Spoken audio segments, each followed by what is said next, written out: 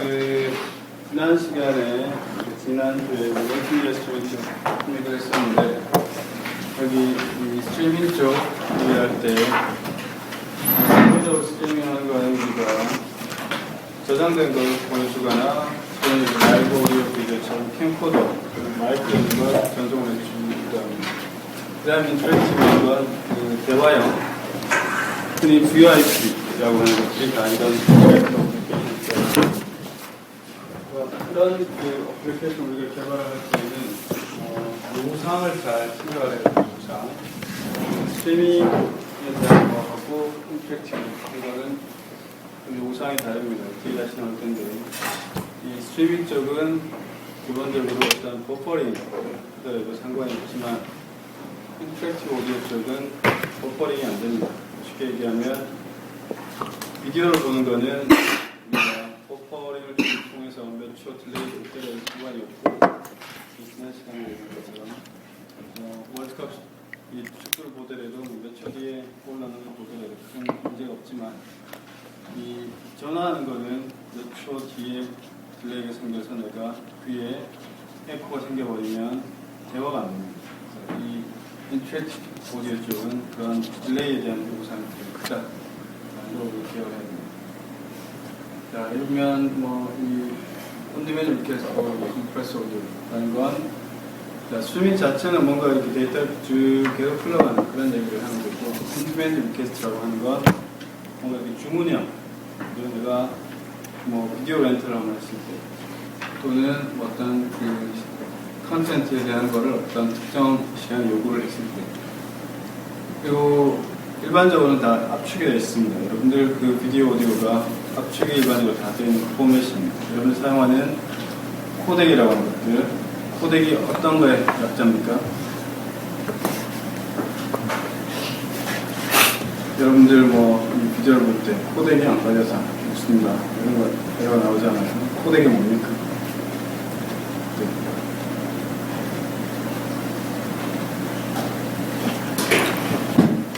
인코딩하고 디코딩하는 겁니다. 어떤 오디오 또는 비디오 파일 포맷에 맞게끔 이 압축 알고리즘을 구현한 게 코덱이라는 그 소프트웨어. 그러니까 압축에 관련된 표준입니다. 여러분들이 사용하는 오디오 파일 대부분이 다 MP3죠. MP3라는 게 이 오디오 비디오 압축 포맷 중에 하나예요. 그럼 비디오도 마찬가지입니다. MPEG이라고 보면 기본적으로 다 압축 포맷이 압축에 대한 것들이 다 들어가 있습니다. 이 얘기를 잘 기억해야 됩니다. 그 다음 라이브 쪽은 우리가 지난 시간에 얘기한 것처럼 IPTV라고 생각하면 딱 맞습니다. 현재 우리 IPTV KT, LG, SK 쪽에서 다 지금 방송을 생방송을 하고 있습니다. 생방송이 주문형도 있지만 녹화 방송에서 하는 거 그것도 있지만 이 생방송으로 현재 KBS, MBC, SBS 시상파 재전송을 하는 것들은 다 이런 라이브 비디오에 속해 있는 거고 이게 IPTV 쪽. IPTV 쪽은 현재 지난 시간에 또 잠깐 언급했었는데 멀티캐스트를 씁니다. 멀티캐스트. IP 멀티캐스트는 우리 있죠. 유니캐스트랑 멀티캐스트랑 다른 얘기입니다. 멀티캐스트 우리가 쓰는 게 들어가 있습니다. 대화형은 여러분들 VIP 0707 전화기 이렇게 생각하는 겁니다. 전화를 우리가 하는 거는 뭔가 이렇게 인터랙션, 대화를 하는 패턴입니다. 대화를 하는 어플리케이션들도 생각하면 되고 그래서 이제 오디오 비디오를 어떻게 디지털로 표현하느냐 이런 거 1학기 때 한번 잠깐 언급을 했었죠. 그럼 오디오를 어떻게 디지털로 바꿀 거냐 언급을 했었죠. 기억납니까? 기억나요? 기억납니까? 우리 64kbps 우리가 이 PCM 오디오 만드는 거 해결했죠. 그 원리 그래서 디지털 표현하는 방식이 기본적으로 사실은 압축이라는 게 그건 이제 위한 전송을 위해서도 있지만 필요하지만 저장을 위해서도 필요합니다. 오디오 비디오 이 로우 데이터 자체로 우리가 디지털을 표현하게 되면 용량이 굉장히 커요. 우리 데이터 정지 시간 때 이 디지털로 어떻게 표현할까 다음에 비디오로 어떻게 표현할까 해야 되는 걸 했었는데 그 이유 때문에 당연히 압축이 필요합니다. 압축이라는 걸 사용한다. 그리고 자, 이 오디오 노래 먼저 띄웠죠. 그래서 이미지 쪽, JPEG 그레이드 이런 걸 우리가 공부하는데 아주 세부적인 그 압축 알고리즘 공부하기보다 이런 대략적인 얘기만 하고 적어놓은 것입니다. 이런 것은 JPEG 그레이스케일 같은 경우는 여기 보면 어떤 로 데이터, 로 이미지가 있다 그러면 여러분들 카메라로 찍어보면 로 이미지가 저장이 됩니다. 로 이미지를 우리가 뭐 이런 그 절차를 거쳐 그건 뭐냐면 discrete cosine transformation, quantization, compression algorithm 이런 걸 돌리는데 자 이미지가 여기 보면 이제 뭐 컴퓨터 같으면 블랙 앤 화이트 픽셀로 이루어져 있는 이 픽셀 단위를 뭔가 이 블럭으로 있고 이 블럭에 대한 연산을 여기서 수행한다는 연산을 이제 압축에 적합하게끔 이제 만들어내는 이 블럭 단위가 결국은 행렬이에요. 행렬. 여러분들 이산수학 4년대에서 시간에 공부한 행렬이 들어오는 거고 거기에 대한 비트 스트림이 출력이 됩니다. 네. 그 입력되는 행렬의 개수를 뭔가 0이 아닌 개수들을 우리가 잘 골라가지고 그런 녀석들을 좀 줄이는 기술이 압축이에요. 여러분들이 이 압축 알고리즘 자체는 이미 간단하게나마 몇 가지를 알고리즘 시간에 조금 공부를 했었나요? 우리가 뭐 흔히 알고 있는 것들, 여러분들이 사용하는 이렇게 컴퓨터에서 사용하는 뭐 RGB라든가 여러 가지 컴프레션 알고리즘을 이용한 툴이 있습니다. 그러니까 거기에서 사용되는 방식이 요 마지막 데이터 컴프레션 방식에 적용이 돼요. 똑같이. 그러니까 이거는 비트들이 연속적으로 쭉 들어왔을 때 이 비트들을 우리가 어떻게 압축을 할까 이런 내용들. 그러니까 1이 굉장히 적고 0이 많을 때 0을 우리가 뭐 이렇게 줄이고 비트를 1이 된 것만 카운트를 해서 우리가 나열을 하면 압축을 할 수 있습니다. 그런 기본적인 아이디어를 조금 확장해서 압축을 하는 건데 그걸 이제 적합하게끔 만드는 방식이 앞에 뭐 이렇게 DCT라는 코사인 트랜스포메이션 양자화는 우리가 그런 패턴을 이용해서 압축을 합니다. 그래서 사진 한 장을 우리가 줄 때 이걸 이제 로 데이터를 이 JPEG으로 만들어내는 알고리즘이 이렇게 되는 건데 이거보다 사실 더 복잡해요. 내용은 복잡한데 일단 이런 절차를 거친다는 것만 우리가 이런 걸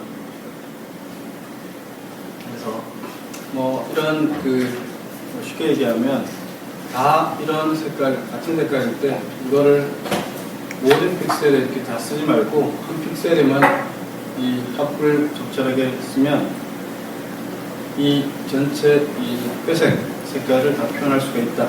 이런 예제입니다. 그러니까 이런 방식이 가능하다는 거고 그 다음 색깔이 좀 다른 두 개의 화면이 이루어져 있는 화면을 가지고 있을 때 뭐 20, 50의 픽셀을 적절하게 나누면 된다.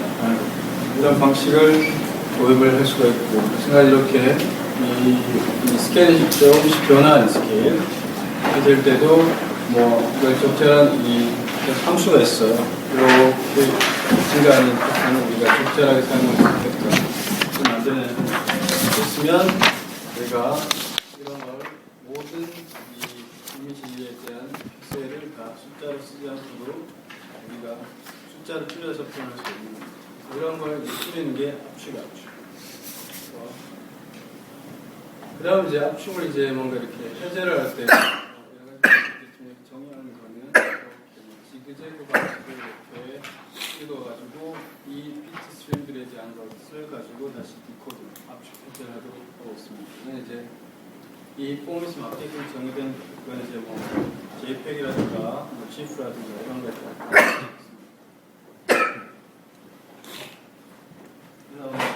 정지 화상에 대한 압축 알고리즘이 굉장히 많고 이걸 이제 좀 동영상을 확장을 하게 되면 MPEG은 자 뭐예요? 앞서서 근데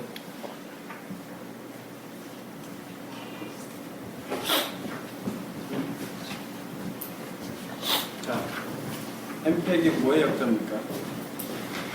여러분들 MPEG 많이 보잖아요 비디오. 이거 어디 갔어요? 안 잤나요? 우리 큰동화고 학생들이 펜이 모자 이런 거는 개략적이나마 설명할 수 있어도 이 약자가 뭔지는 알고는 있어야 될 텐데 뭐죠? 찾아보니까 무빙 픽처 익스퍼트 엑스퍼트 그룹 전문가 그룹. 그러니까 이 무빙 픽처 동영상에 대한 전문가 그룹에서 만든 표준이 MPEG-이고 아까 전에 얘기한 JPEG이라고 하는 건 JPEG은 또 뭐의 약자일까요? 그러면 뒤에는 엑스퍼트 그룹이 똑같이 엑스퍼트 그룹인데 조인트 픽처 픽처 전기 화상에 대한 사진에 대한 전문가 그룹이다라고 생각합니다. 그래서 각 그룹에서 표준을 정했어요. 그런데 자, 이 MPEG이라는 이 동영상 이 표준 중에 하나인데 자, 이건 이렇게 연결되어 있습니다. 이게 무슨 얘기냐면 자, 여러분들 쉽게 생각하면 동영상은 어떤 겁니까? 전기 화상들이 쭉 프레임이라고 부르는데 프레임이 24개, 30개 연속적으로 좀 있으면 이게 사람의 어떤 효과를 이용하는 거죠? 관상. 사람이 여러 개의 프레임 동시에 쭉 이렇게 보면 하나의 이미지를 봤을 때 이게 사람의 기억에 남죠. 그 잔상 효과를 이용해서 짧은 시간 안에 많은 그림을 비슷한 패턴을 보여주면 움직이는 것처럼 느껴지는 게 잔상 효과. 그걸 이용해서 그 동영상을 만들고 재생을 합니다. 이게 그 프레임이라고 생각합니다. 그러니까 여러분들 이 뭐 책에다가 이렇게 뭐 그림 그리고 이렇게 쭉 펼치면 마치 뭐 그림이 움직이는 그런 효과랑 동일합니다. 근데 이런 그림 하나하나들이 다 똑같은 건 아닙니다. 자, 여기 종류가 있어요. I, B, P. 종류가 세 가지가 있습니다. 이 종류는 우리가 알고 있어요.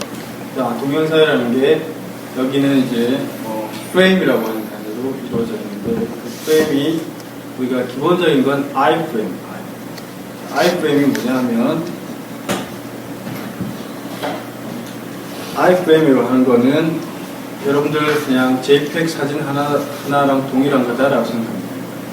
이건 완전한 사진입니다.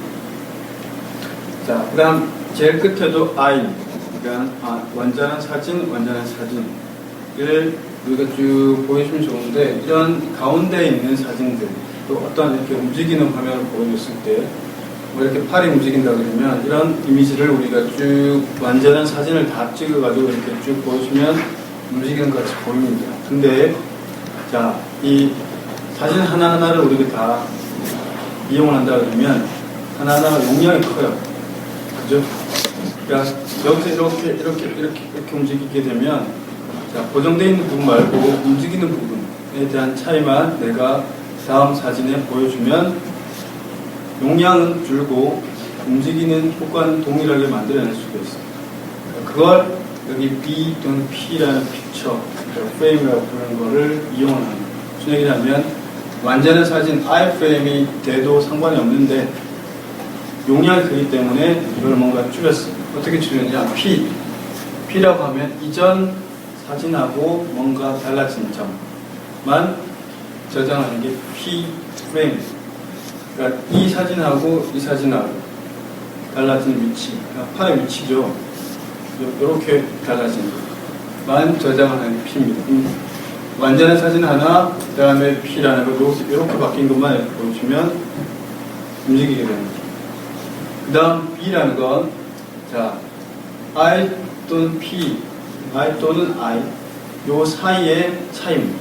그러니까 내가 이렇게 움직였다 그러면 이 사진에 대해서 다음에 움직인 거하고 이전에 움직인 거하고의 차이, 그러니까 두 개의 사진의 차이를 저장한 게 B라는 프레임입니다. 그러니까 P는 이전 거하고만 달라지는 것만 저장하는 거고 B는 이전 거하고 다음 하고의 차이. 이게 더 용량이 적어요. B는 제일 용량이 적은 거고 P는 중간 정도